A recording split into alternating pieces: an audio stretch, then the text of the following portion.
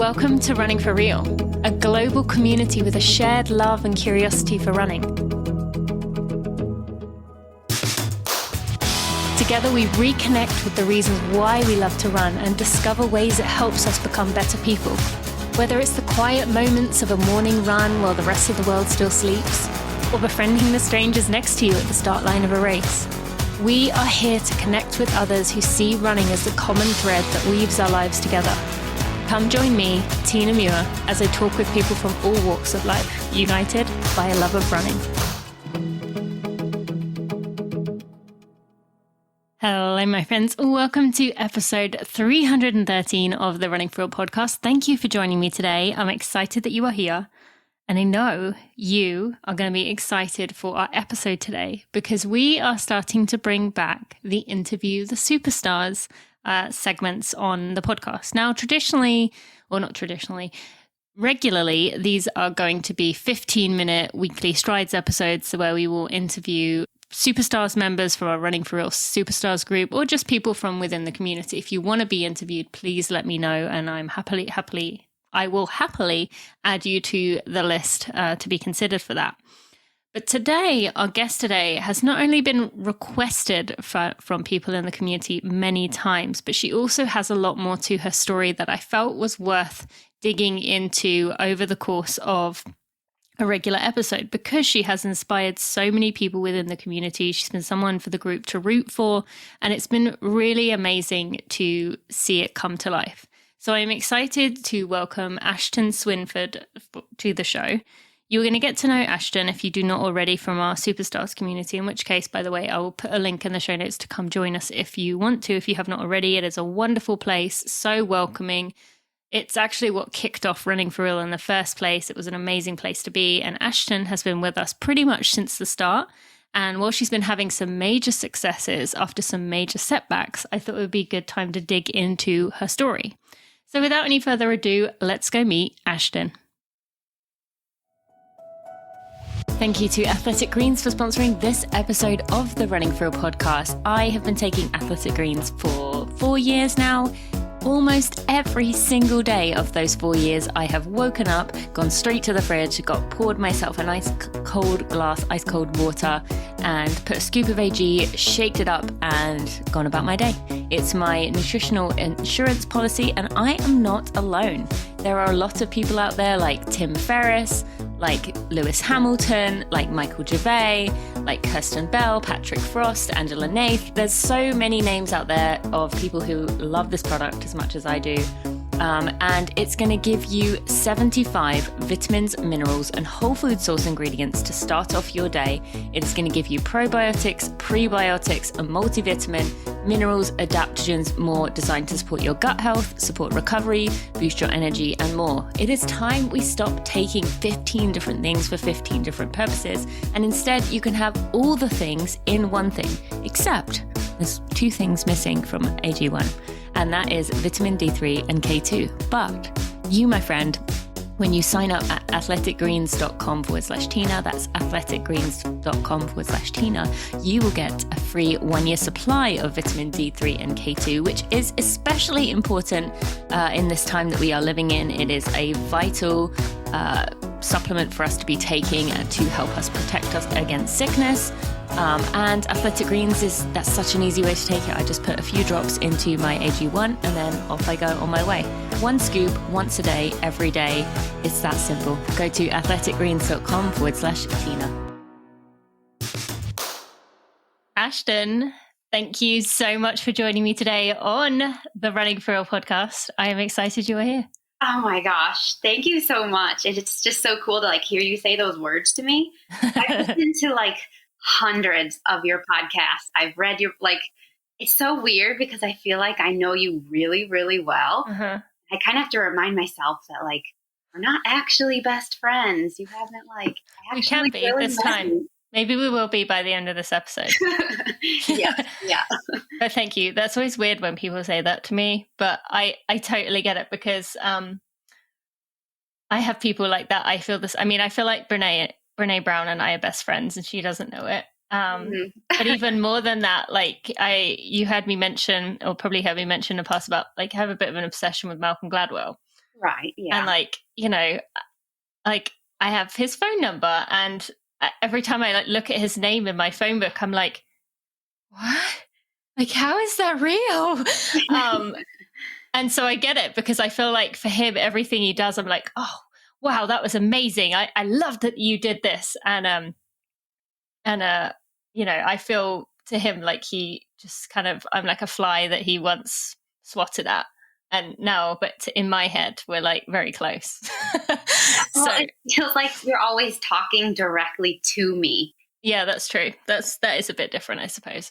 With the I know you've done at least one together run, so I know that you've joined me for that. But Yeah. No, I've yeah. done several together runs. Okay. I did one today. Oh well, that's cool. That's good to hear. I actually need to go record one, but I'm not gonna do it today. I think I'm gonna attempt it tomorrow. The heat has just been killing me here, and I think everywhere else as well for most people listening. But this episode is about you. Okay. Yeah. So you have been requested a lot by the listeners, by the Running for Real Superstars, which you are a very active member of our community, a very beloved member of our community.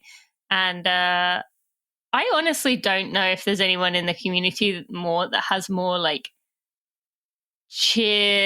almost like cheerleading fans than you do. Like it feels like every time you have a success, the whole community, the whole group is just like, we know her, oh my gosh, like real genuine, like, you know how you want to have that with your close friends, right, where their success is your success. I really feel like our community feels that with you on such a powerful level, and it's just really cool for me to be a bystander, as with many others. And you have been on a tear lately. I don't think I've ever said that phrase before, but it adequately describes what you've been doing lately, just having an amazing season. So I wanted to bring you on, talk a bit about your history, answer some questions from the community, and whatever else you and I decide to end up talking about. But first, for anyone who doesn't know you, who isn't in the community yet, in which case go to the show notes and join.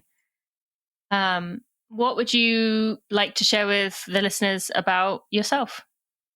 All right. Well, my name is Ashton Swinford. I live in a suburb of the Cleveland area in Ohio. And I'm a really avid runner. I have 3-year-old twins. I'm a physical therapist. I'm married. Yeah, I mean, I would say that those is quite a lot. Those are my 3-year-old twins, a physical therapist, an avid runner, a 2:46 marathon PR. Mm-hmm. I mean, that's quite an impressive list of things to be doing in your, if you don't mind me asking, what decade are we in? I am 32.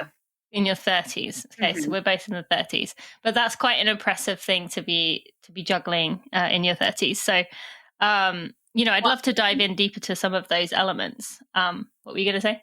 Oh, that it helps. I'm a part-time physical therapist. I work on the weekends. So I'm primarily interesting. At home. Yeah, I'm primarily. I didn't know that was a thing. Yeah, my clinic has Saturday hours because some patients just can't get in on weekdays because of their work schedules. Okay. And so I only sign up to work weekends.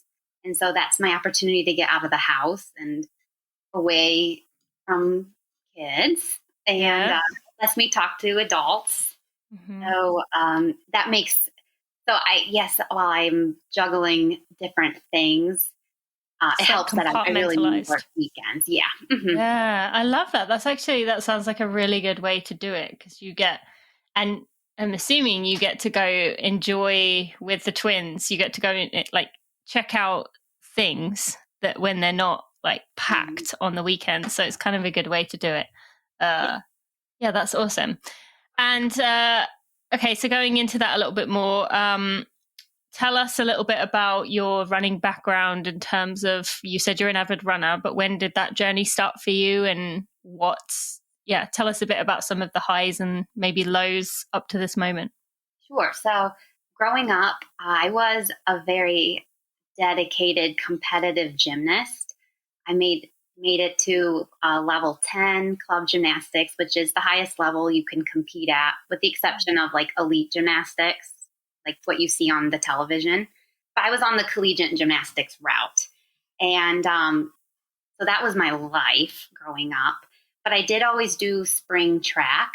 And I was a sprinter, hurdler, pole vaulter. And I was very good at those events. And I contribute that to my gymnastics background. Mm-hmm. Now, when it was time to actually choose my college, I actually decided to not do collegiate gymnastics. I felt like it had run its course. I was really satisfied, made it to the level I wanted to. I was healthy and I was just ready to be done. So I chose a college more on academics. I went to a Division III college. I did walk onto the track team. And so my freshman year, I did the sprints and hurdles. But then I made so many friends who are on the cross country team, including my now husband. And, he was so cute, I'll cross country.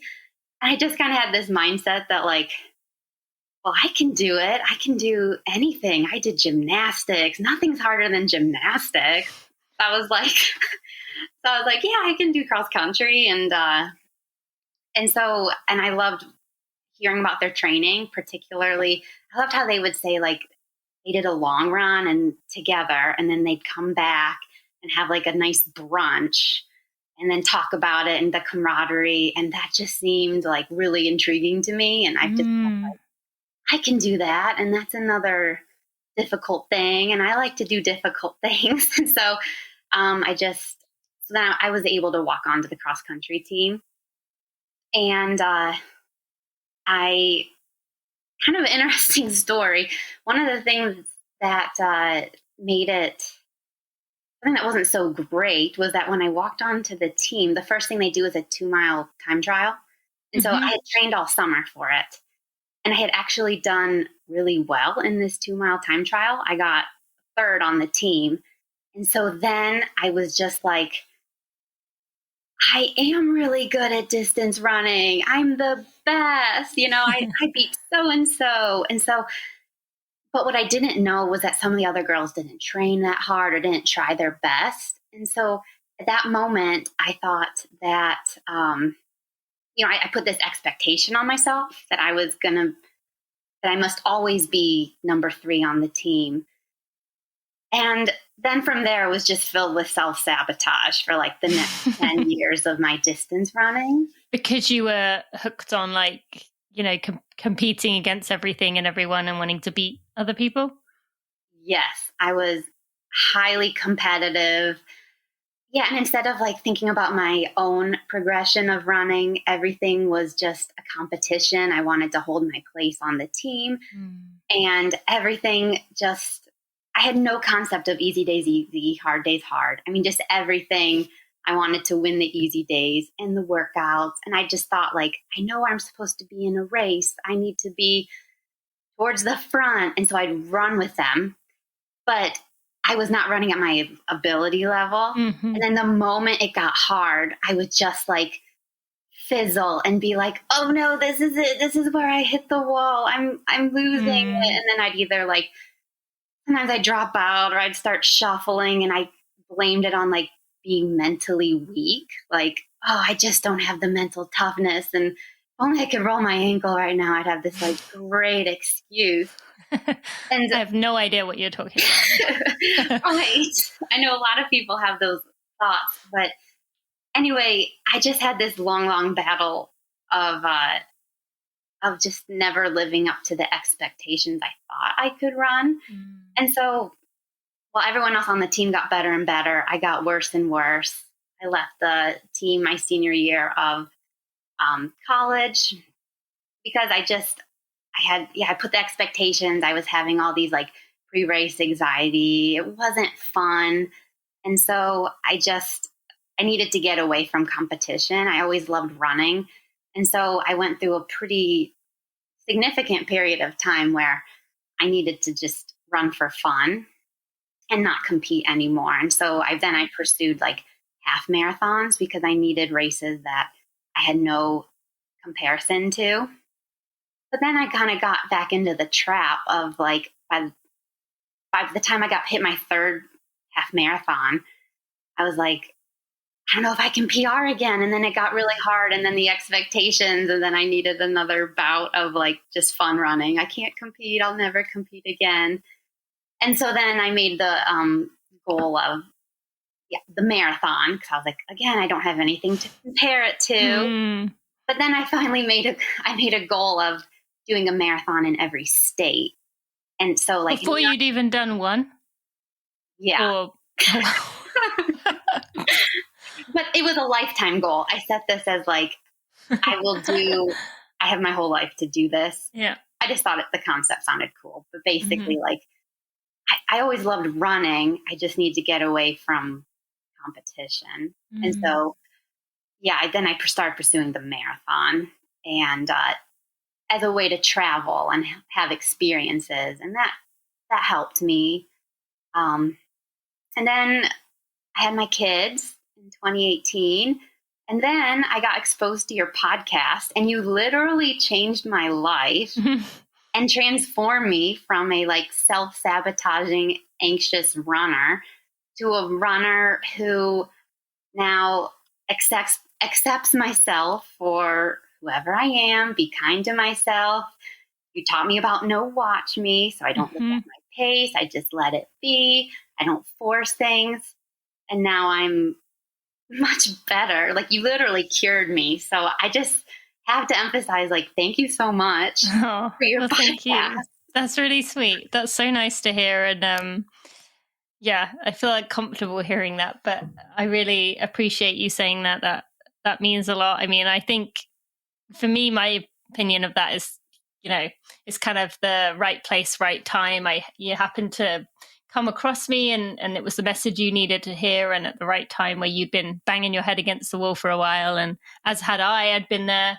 So, I'm honored to have been a part of that journey in that way. And I mean, now the steps that you've taken and the way that you are the one inspiring, as I said, inspiring the community has been amazing to see. And they look to you as someone who they want to be more like, or want to channel their inner Ashton at their races. So I've really enjoyed seeing that piece. And I think that is more what it's about, right? Like us spreading these good intentions, good words around, and making the internet a positive place, right? Because there's so much negativity out there and so much comparison. That's one thing I really am proud of that we've created, but you have definitely continued to instill is that supportive mentality of one another. And so on that note, I want to ask the first question from someone in the community. And Jeremy, actually, a podcast editor and shouldn't say long time running for real. He is running for real. He's been with me since the very beginning. He said, you've had a lot of successes with your running and racing, but what setbacks or challenges has she faced, and how did she overcome them? Now, you've given us some of those already, but maybe you can talk to, in the recent past, you have a very good example of something being a setback or challenge. You're free to share that, or we can save that for later on. But is there anything else that comes to mind for you in terms of, setbacks? Well, the biggest setback really was like the self-sabotage and nerves for that first 10 years of my running career, where I just kept comparing myself to others and to the person that I wanted to be as a runner. And I really think once I fixed my mindset, I haven't had any significant setbacks. Like, I could talk about how, like, I strained my Achilles for a week and I took a week off and then it was better. But that's, no, I wouldn't say that's like a huge setback I've done. So I would have to ponder that a little longer, because things have been pretty smooth the last 4 years in general. I think a lot of that, though, is because over this time you've been untangling your identity with running and your relationship with running. You mentioned about the self-sabotage.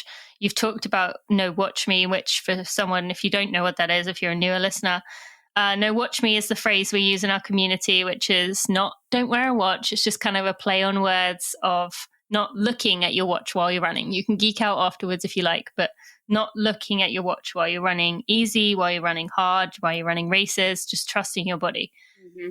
So you work on that. You also deleted Strava. That's another big step that people tend to get carried away in competing against other people, especially if, like you said, you have that competitive instinct in you. And I don't follow a single person on Strava, so that's how I avoid that problem. My Strava is like so just me and my world that I can't see anyone else. But aren't you like tempted to like look? See, because even when I was like, I'm not going to use this to like stalk my competitors, I'd still be like, what? What about so and so? And I feel like that with Instagram. I've muted some people on Instagram, and every now and again, it's like that voice in my head, like, don't do it. And I'm typing their name, and it's like, don't do it. Stop it. You're going to feel bad. And then I'm on there, and I'm like, done it again. Well, I do it on Instagram, but not Strava. Yeah, I don't think social media is good for me and my personality. So yeah, I don't have Strava or Instagram or Twitter. Oh, okay. Yeah, that's the right way to go about it. So let's talk about that then. You know, you obviously were making mistakes in your running. You said you were, obsessing over performance, trying to get the best, be the best, get better, keep improving constantly. What else have you learned along this running journey during that time of getting to the point you are now that has also changed within your own life? Like you mentioned earlier about be kind to yourself. For me, that's the biggest thing. I felt like it started in running, but then it like spread to everything else. Have you noticed any things like that have not just affected your running, but your life as a whole? Yes. Priorities have shifted. And I think a lot of the priorities changing is just a process of growing up, going from my 20s to 30s. Just a lot has happened. Things that used to feel really important to me are just no longer important to me anymore. You know, I used to just care about achievements and just getting to that next level. And okay, I got my degree. Check. What's next? Job. Check. Yeah. And so, but then, like I just think part of the process of growing up and realizing that there are so many more important things in the world than my running, that running can just purely be fun and whatever happens. There's really no pressure when it comes to running. I don't need to run this fast or this far. And whether I run well or I don't run well, like it just doesn't matter. Nobody really cares that much. And I've experienced that before, like let's say at work, and they'll be like, oh, how was your race? And if I say it went great, they're just like, that's great. Now, hey, about that patient, blah, blah, blah. And then if I say like, oh, it was bad, I dropped out or I got tired, they're still like, oh, better luck next time. Hey, about that patient. Yes. Like, yes.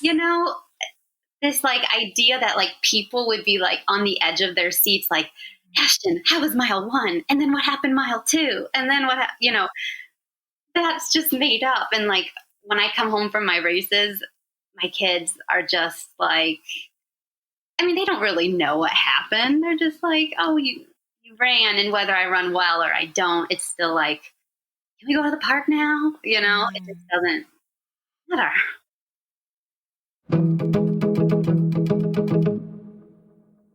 Thank you to Tracksmith for sponsoring this episode of the Running for Real podcast. Now, I recently mentioned in one of my 100 Days of Sustainability posts that buying fewer, better made clothes is one of the best things you can do to be thoughtful and sustainable towards the planet.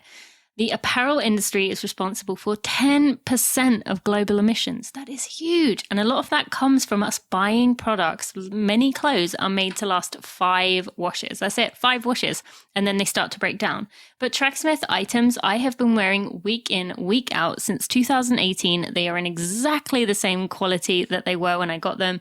They really do put that quality in so you can reduce your emissions, but also make sure you are comfortable and happy on your run. Now, today I want to tell you a bit about the Run Cannonball section that they have on the website. Some of the clothes that they have on there are perfect for when the sun is shining, and it is one of those hot days, like we have a few more coming, I am sure, where we are doing our training, we're putting in our best work, and we are just sweating away.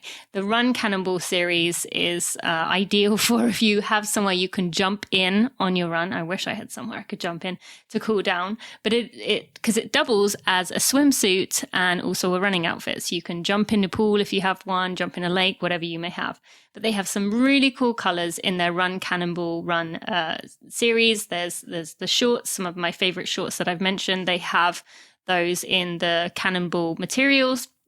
And there's also sports bras, tanks, all kinds of tees, and even a Terry tee if you are interested in that, which is really cool. So Tracksmith, for every order that you make, they will give you free shipping when you use the code TINA15, and 5% of what you spend will go to my favorite nonprofit, Runners for Public Lands. So be sure to go check that out because it is a fantastic give back to a company or to a nonprofit I really care about. So make sure you check out the Run Cannonball Run series at Tracksmith, and also make sure to use code TINA15.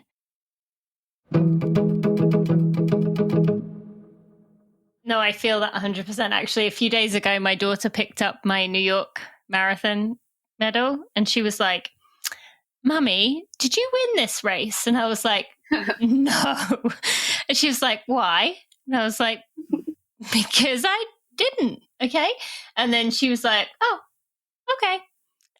But it was just, one was funny that her mind went to, did you win? And I was like, if you had any idea what that meant, like winning New York, you, but she doesn't. And then it was just sort of like, yeah, whatever, move on. That kids are that good reminder of that. And so you have used you've used this method of not looking at performance, of letting go of it. So then how do you motivate yourself to train if you're taking away a lot of the variables that in the past had motivated you to keep, striving as you see your pace is getting faster, or you see, you do these races and you are getting faster? How do you keep that balance there of continuing to strive to be better? Yeah, well, I still find so much joy in running and racing. And I still have these really big long-term goals that are really exciting for me. Mm-hmm. So I do have a goal of qualifying for the 2024 Olympic marathon trials. Mm-hmm. So I do have that carrot that's off in the distance. But I also just feel really okay if I don't achieve it. Whether I do or I don't, I just don't think it particularly matters. But I just love the process. And so I just really love getting out there every day and doing my training runs and chipping away at the goals. And so the progress is really motivating. So that keeps me going after it. And so yeah, I like to maintain consistency in my training, because then I am getting closer to that long-term goal, something that is really exciting to me, but also I'm just very okay with it not happening. Maybe that answers the question. Do you feel that's over time you've just got to that place, or was there a moment when it kind of flipped into that? Yeah, I mean, this has just happened over time. I think because the standard is the standard is pretty challenging right now. Yeah, sure. But my goal is always just to give my best effort. And, if I get a little faster, then that's really neat. So my goal is really just to try to improve upon myself, my own personal times. And so if that results in qualifying for the trials, then that's great. But my goal always was just to be a better version of myself. Mm-hmm. With your past, and forgive me for kind of giving you a bit of a challenging question here. With your past, knowing myself and my constant journey to not get away from my competitive self, but simmer her down. It's one thing to be at 240, and I hope this doesn't come across the wrong way. It's one thing to be at 246 and be able to have that mindset. But let's say you run 238.08. Right. Now you're close. Mm-hmm. How do you keep yourself from heading back down that path again? I don't know if you remember Brittany Charbonneau talking about this, about how she would find herself in this really good place, and then, you know, she'd do really well in something, and then all of a sudden it was back. So yeah, how do you do that like next year if you were to get close? What have you learned from this that you could pass along to someone else who finds themselves in this like rotation? Yeah, that's interesting because, you know, right now it's far enough away with my 246 and the standard's 237 that, you know, it's kind of a fun goal to like toss out there, but it feels very like still a little frivolous because I'm like, well, I'm still kind of far away from it. But I kind of have these like mini short-term goals, like, well, if I get 3 minutes faster next cycle and 3 minutes faster next cycle, and then I'll achieve it come my third cycle.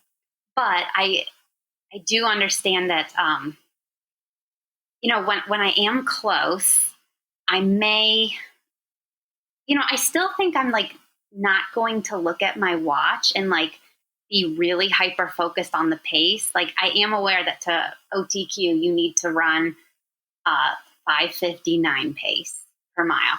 And that's kind of scary to me right now as I like to think. Yeah. But anyway, I'm thinking about it, but I don't think I'm going to like on the start line just run 5:59 pace and hold on for as long as I possibly can. I think I'm just going to run as hard as I can, and whether it's 5:59 or 6:01 or 6:09 or whatever pace I run, I think I can just honestly, I think I can truly be satisfied being like I gave it my best shot and I crossed the line and I couldn't pull a single second out of me faster. Like I did my best. So it's not like I can even say, if only I pushed harder here or there, because I couldn't. Like I did my best. I'm tired. Yeah, that's all you can do. And I want to add that while Ashton is talking about in the 5s and the 6s, that I understand that pace may be totally out of the realm of even consciousness for maybe some listeners, but that can still apply. You can still very much feel the same, get that same pull. You can still, you know, struggle with not focusing on pace and then being able to not focus on pace. So I want to add that in there. And I want us to go into now this year. I mean, you've had a very impressive year this year, but you won the Cleveland Marathon and PR'd, but that was not the plan. So I want you to share the build up to that, getting on the start line of the Cleveland Marathon. Yeah, sure. So originally my goal was to do a marathon in April, the Toledo Glass City Marathon, and that was 4 weeks before the Cleveland Marathon.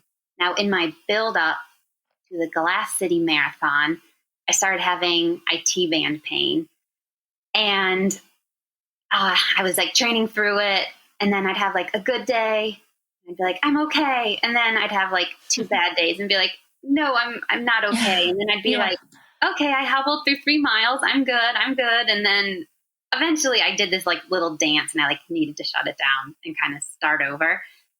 And so then by the time I was healthy, I was like, shoot, I only have like, 7-8 weeks till the Glass City Marathon. I just needed more time. So then I was like, I think I need about 4 more weeks, because I like 12 weeks to train for a marathon, roughly.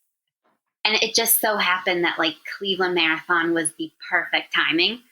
So I had to change my goal to the Cleveland Marathon because I just needed more time. I didn't want to do a marathon just to complete it. I really want to line up for a marathon knowing like I'm ready and I have a shot to potentially get my best time. I do really like PRs. Here I am talking about like, I just want to do my best. But of course, I still have that side of me that's like, I really want to have a good time, finishing time. And so, originally I was going to do the Glass City Marathon because it's in Toledo and it's a flat course. And I just thought like, I could have a huge PR there. Oh, you are still, we got to pull that out of you. I didn't realize it was I'm not perfect. But anyway. We're working on it. An endless journey as with everything, right? Yeah. Well, okay. So anyway, but as I went through the process of like getting better, and Cleveland was changing it to Cleveland, I was just so happy to be running again that I was like, Cleveland Marathon is fine. It's perfect because it's the perfect timeline. And I just want a start line and a finish line. And originally I was shying away from Cleveland because it is like a little more hilly. And I was like, you can't run as fast there. But I just really wanted to run a marathon.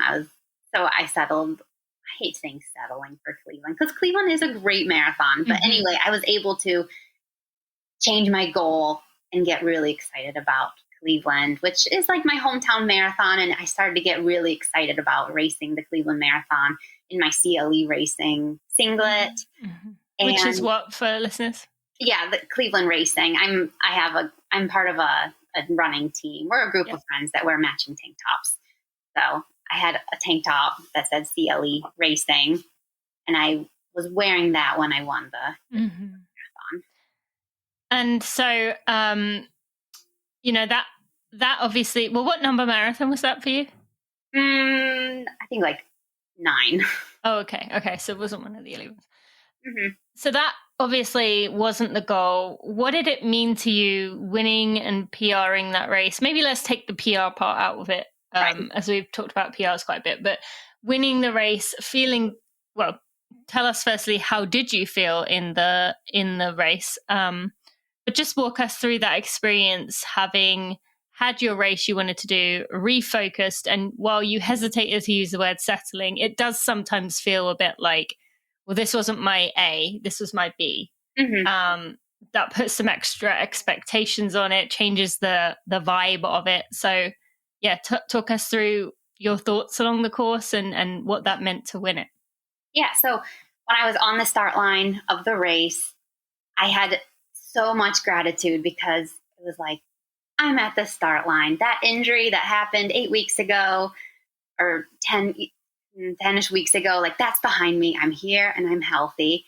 I'm in Cleveland in my singlet. I was really ready to go. I was able to change my mindset into one of like a lot of excitement and optimism and positivity about, well, this will be my opportunity and this is the race that I wanted to do.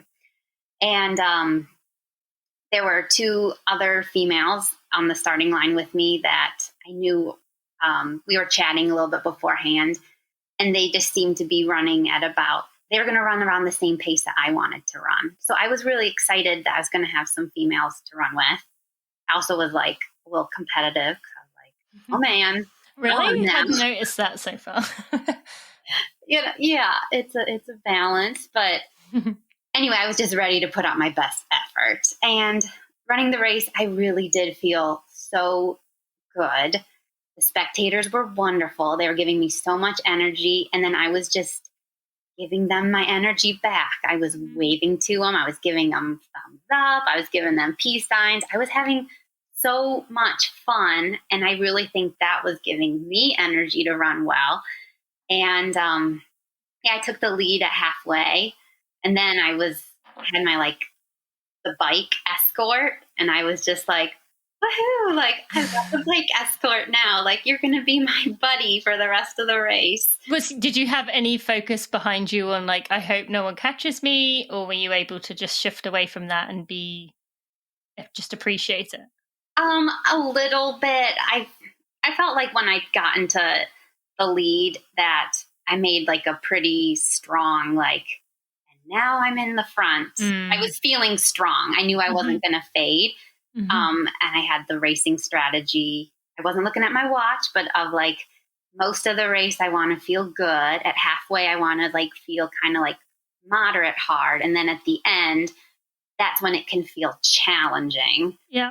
And so I just knew like I was going to have a strong finish. So when I took the lead at halfway and I knew I had so much in the tank left, I did feel like I was probably going to keep my lead. And, I just kind of kept cruising along. And when I saw that finish line, I mean, I was so happy and excited. I've never broken the tape before in a race. And it was like a moment, something I've always wanted to feel and experience. Yeah. And it was amazing. I put my arms up and I burst into tears. Mhm. And it was a really, really great moment.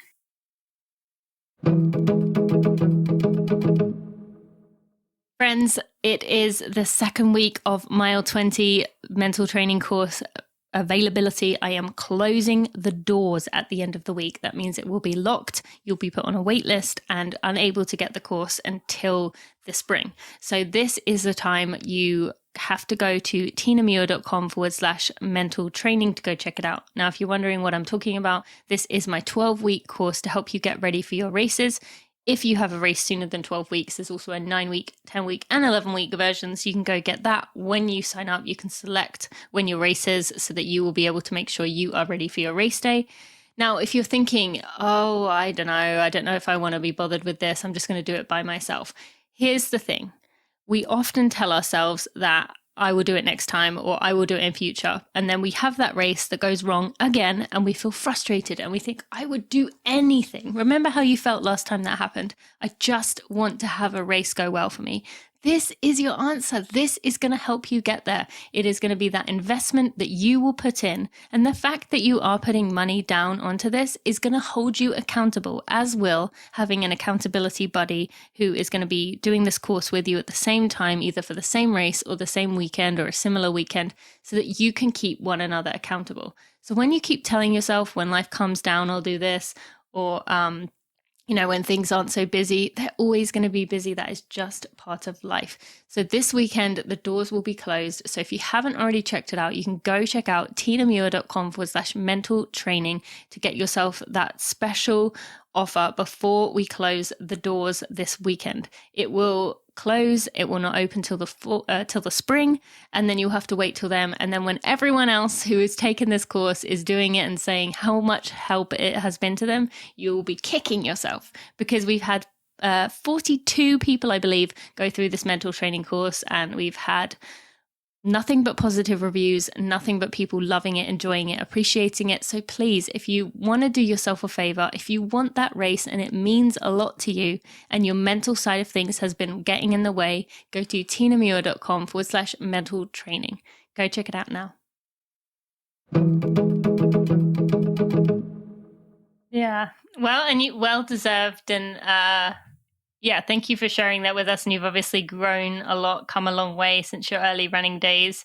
Although, as you said, still got work to do, which is a good reminder for all of us that even though Ashton may be running 2:46 and things seem to be going well, there's still things to work on, still going to always be kind of working against that drive to be competitive and not to get sucked back into that. I think that's always going to be a struggle for you and for people like me as well.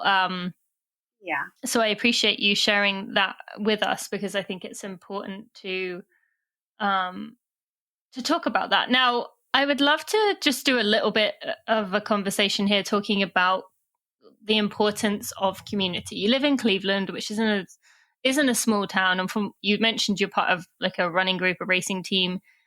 And I think Cleveland is a pretty decent running city, right? Yeah. I'm like out in the suburbs, and we have Cuyahoga Valley National Park. Okay. Yeah. But there's quite a lot. There's like some energy there. But tell us about what community, having people to talk to, having people to share things with, be it the Running for Real community, the people you've got to know. And I know you have made friends, and I think you coach some of the runners in the community as well, right? Yeah. I coach people. Yeah. So tell us about what that has meant for you in terms of your running was very much just you and times for most of your running life, and then transitioning it to being a part of a place where people weren't necessarily the same speed as you or trying to beat you, but they were as much a part of your running life as anyone else. Mm-hmm. So when it comes to my training, I train alone really all the time, because that's just what works best with my life. I love running with other people, but I only can run like when my kids are napping. And so I don't get to run with other people. But yes, I am part of the Running for Real community. And so they are my running people. I talk to them about my runs, and I love bantering back and forth about the things that we're challenged with or excited about. And so, and I do have, Melanie is a athlete that I coach from the community. Mm-hmm. And I am part of a running team, but it's like I said, we're mostly, we don't train together either. Like we just kind of like, we have the matching uniform and sometimes we see each other at races. So I get most of my community really from the Running for Real Facebook. And is it just like feeling like you've got other people around you who have that same passion, or what is it about being a part of a community that helps amplify your running experience? Especially if you're training alone. Yeah. Well, I really am quite self-motivated, so that's really helpful. Mm-hmm. But the community I really love sharing our experiences together. We all give each other feedback and advice. I feel like I'm struggling on this question here. No, it's okay. I mean, I think it's just, I guess for me, I've really, for so many years of my life, my running was like me out there training, and then that was it. I'd see some people at races and I'd occasionally run with someone, but being able to communicate, to have people to talk with, people who share things or people who celebrate your successes or struggle with or like feel for you or check in on you when things don't go well. Like you mentioned early on about how coworkers and other people don't really care. And that's true. And that's also nice sometimes. Yeah. But I guess for me in the last few years, I've really been appreciating having people who get what running means to me, regardless of whether it's competitive or not. But I can also, celebrate in their journey wherever they are at, because I know what they've been through to get to that moment. You included, so I was mainly asking about that, but I think maybe for you, you're still reflecting on that. And especially because you've just had that high moment in your running and you've had multiple other races that have gone well recently. For you, the community is, as you said, that just touch point, those people to celebrate with. So they're people I can relate with, because I really don't have a lot of runners in my very close, like that I on my day-to-day basis. So really running is so compartmentalized for me. Yep. It's a part of my identity, but I only get it a little bit each day. Yeah, that makes sense. Okay, on that note, I want to ask some questions that the community came in with. You've had a chance to see these, so these are coming. I've asked one of Jeremy's. His other one is creamy or chunky peanut butter? Creamy. He loves to ask this question to people, so it's his signature question. I love both, though, honestly. You love it? Yes. Yeah, you love creamy. Do you have a specific brand you go for? Whatever they sell at the Aldi is generic. Okay. I'm not picky. I don't know what that is. Okay. I don't know if I've had the Aldi peanut butter. It's just an Aldi brand, or it's just generic peanut butter. Okay, it just says peanut butter. I don't even know if it's a brand name. I'm just not picky. Give me that. Yeah, that makes sense. Okay. Mike wants to know, are you letting these wins go to your head? I know you answered this in the thing, but you can answer for the rest of the listeners. Yeah. No, they are absolutely not going to my head. I realize I'm doing well at a local level. I always know that there are so many people that are faster than me. And if I compared myself to the collegiate runners or the professional runners, they are just in a different league of mine. So I'm so happy with my own progression and the success that I've seen. But I just know that I'm like a big fish in a small pond, or a big fish in an appropriate size pond. It's so yeah.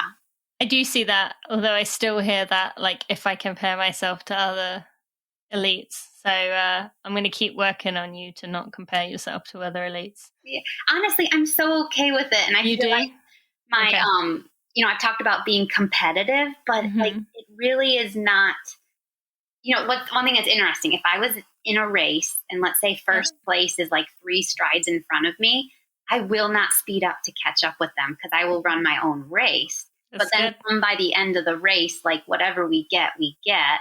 And so like maybe I'll like sprint as hard as I can at the end and just do the best that I can. But Would you sprint either way though? Like even if there wasn't someone in front of you? oh, no. I always run my own race. Yeah, that's what I mean. So like if there wasn't someone in front of you, you would sprint as hard as you could either way. Oh yeah, because I'm Regardless. trying to like do my best Do effort. your best. Yeah. Yes. Okay, great. All right, thank you. Okay, let's do a bit of a fun, silly one. Melanie would like to know about what your reality TV show viewing habits. Oh, And I'm yeah. curious No, why she asked this now, so do tell. she knows this because we text about reality TV shows back and forth. So in the winter, I had to do a lot of treadmill running, and so to pass the time, I just feel like reality TV is the easiest thing to watch because my mind wanders, and it's just so silly. So And you're dodging the question. What give us the shows? okay, so I like things like Love is Blind, Married at First Sight. Like, Are You the One? They're like Oh, you're into the romantic ones. trashy dating shows. So things I would, I'm not proud to say, but hey, whatever. It's okay. We all have our shows like that we like to watch. Okay. Sarah wants to know full race plans. Although I should check. Do you know if Sarah says her name's Sarah or Sarah? Sarah. Assuming it's Sarah. Yeah. Okay. Full race plans and 2023 race plans while you're at it. Yeah. So I'm going to do a half marathon locally. It's called River Run Half Marathon. And then I'm going to do the Detroit Marathon as my fall marathon. And I stay kind of local because right now with my twins, it's just easier to stay local versus like something that requires a plane flight being away. So Detroit's perfect. It's not too far away. And I feel like it's just a great opportunity for me to, competition wise, I think I have like a shot to like be in it, which is really exciting for me. And so yeah, I'm just doing Detroit Marathon in the fall. I don't know about next year yet. Okay, we'll need to stay tuned. And then anything you want to add? She said she'd also like to hear about how you lay out your training schedule. Oh, okay. So in general, during my 12-week marathon build, I run about 80 to 95 miles a week. I do 2 to 3 secondary runs, which are double runs, and I do that pushing my kids in the double stroller. Oh, I can't even imagine. They are, it is a very relaxed, it is so challenging, but I just sounds so hard. It is, especially because I live in a hilly area. Oh. So yeah, but it's a way to like share my running experience with my kids, and they love it. And that way I don't have to be away from them like as long. Yeah. So I do my double runs with them. And then, so I do a long run each weekend. That's like 20 to 24 miles. And then I also do like a 15-mile weekday run where I do some intervals. Wow, it's still a lot. Thank you for sharing that. And finally, a question from Uta. How do you stay mostly injury-free when running every day? And as you said, sometimes double. Yeah, so I think injuries most likely happen when you're running in a fatigue state. I know I've like pulled a hamstring on that like last interval where I'm like, this is the one where I want to like gut it out and have like a big grand finale. So anyway, I'm just, now that I'm older and wiser, I'm much more mindful of my energy levels. And so I don't really like the mindset of like training on tired legs or like the marathon fatigue grind, the grind of marathon training. I generally, I like to do workouts when I know I have the opportunity to do well. And that's when you have to feel fresh and have good energy. So, I feel like you can run a whole lot if you run easy enough. And, I get 9 hours of sleep every night. I eat appropriately, or I eat a lot, so I keep my energy high, and I just don't go into my training runs in a fatigue state. If I am fatigued, I will just not run. That is a critical piece right there. So I'm glad you mentioned that, and that's very true. Finally, is there anything you would like to share with the community? And just share about your journey? I guess I'm just so grateful for the community because, especially David Skiddy, he is like I don't know if I'm using the phrase right. Like he's just like a Buddha Zen master. Yes. Go with the flow. I try to channel his energy, and he has helped me put things in perspective. You have helped me put things in perspective. And so, yeah, you guys have just like made running a whole lot more fun for me because just in the big picture of life, it's just a part of our day where we just want to move our body and feel good and get some endorphins. And that's really all that is. And whatever happens along your running journey, but the destination doesn't matter. It's really just about the progress. Yes. I mean, process, not progress. Yes, I know. Yeah.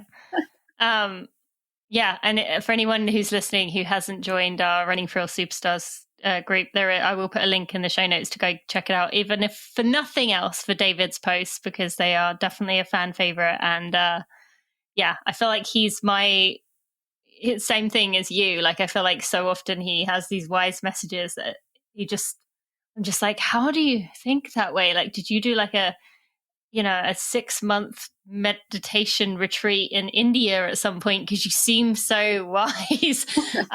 So I'm with you there. So if nothing else, people can go check that out. Ashton, where can people go find you, follow along in the future with your journey?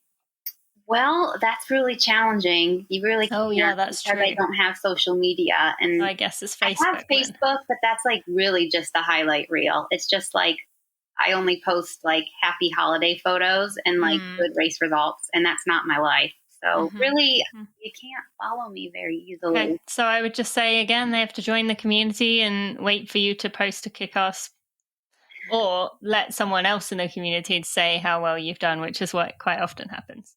Right. I do participate in the daily miles and minutes, so you can hear what I ran. There you go. Yep. Well, thank you so much for joining me. I appreciate all that you have done for growing this, wonderful group of people we have here. We adore you, and thank you so much for sharing your journey with us. Thank you so much for having me. Hi, friends. Just a quick message to say a big thank you to the Running for Real team. While I may be the face of Running for Real and the voice behind the podcast, there are a group of people who are working tirelessly to provide everything that runners could need within our community to make our community stronger, better, and evolve and grow and learn from one another. We are working really hard to make Running for Real the place we believe it can be within our community. I just want to take a moment to thank everyone on our team. That is Victoria, Stacy, Sandy, Sally, Maria, Kelsey, Kat, Jeremy, and Erica. I appreciate each and every one of you and the hard work that you put in. Now let's get back to the show. I really loved that conversation with Ashton. Thank you so much for listening. I hope you enjoyed that superstar-focused episode, a bit more real, a bit more relatable maybe in some ways than some of the guests that we've had on, with her journey, with the things that she's been through, with the vulnerability that she shared. Really thankful for her and appreciative of her. I also want to encourage you to go check out the show notes to learn more about Ashton, to come join our Superstars community that we talked a lot about there. And you can find that by going to runningforreal.com/episode 313. I also want to encourage you to check out the links in the show notes for our sponsors today. Thank you to Athletic Greens for keeping me healthy, giving me my insurance, keeping my immune system working well. And you can go to athleticgreens.com/Tina to get yourself that 1-year free supply of vitamin D3 and K2. I also want to thank Tracksmith for sponsoring this episode. Check out their Run Cannonball series if you have not already. They are awesome. They are perfect for those summer runs. And if you use code TINA15, you will not only get free shipping, but 5% of your order will be donated to Runners for Public Lands, which is my favorite nonprofit. And I don't mean 5% of your literal order. I mean 5% of the cost of that order. Finally, we are in the final few days of our mental training course being open. The doors are closing in just 2 days, closing till the end of the year. Go grab it now. Do not regret it when you come to your big race this fall and think, I wish I had got this and now I can't get it. Go get yourself the mental training course. You do not have to start now. You can start it whenever you like. Come check it out. You can look at the link in the show notes, or you can go to tinamuir.com/mental training. Don't wait. Thank you so much for listening, my friends. I will see you on Monday for a together run, on Wednesday for another weekly stride, and next week for a regular episode.